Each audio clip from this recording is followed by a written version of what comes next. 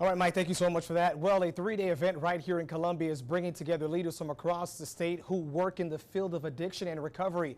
The Governor's Summit on Addiction focuses on efforts to find new solutions to beat substance use.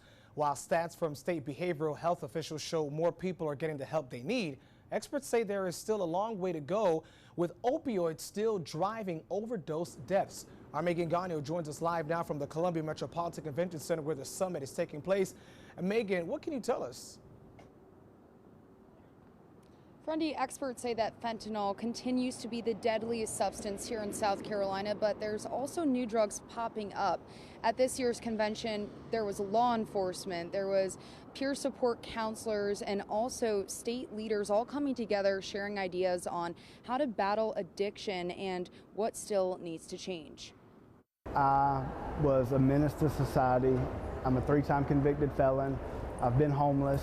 I was the poster child for what addiction looked like. Dustin Walters is talking about what his life was like while he was in active addiction. For nearly 8 years now, Dustin stands on the other side of addiction. Now in long-term recovery, he is helping others find their purpose through his career as a certified peer support specialist. Most people, when they look at me today, don't see that, you know, and that's the, I think, mistake that a lot of people have, is that addiction is a moral failing of some sort, but it is a disease, and it is something that you can recover from. It takes a lot of support, it takes a lot of help.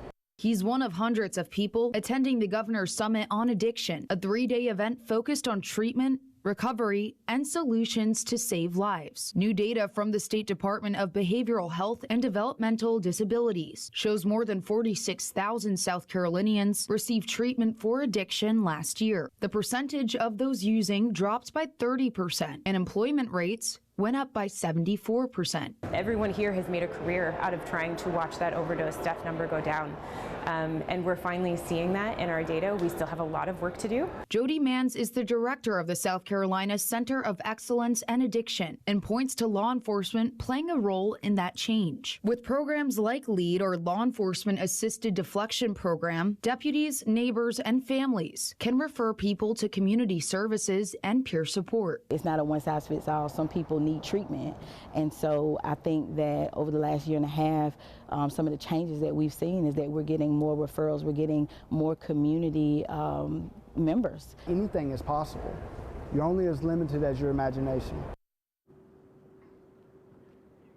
The summit continues through Friday afternoon as experts continue to build recovery support. In Columbia, I'm Megan Gagno, Watch Fox News, Local First.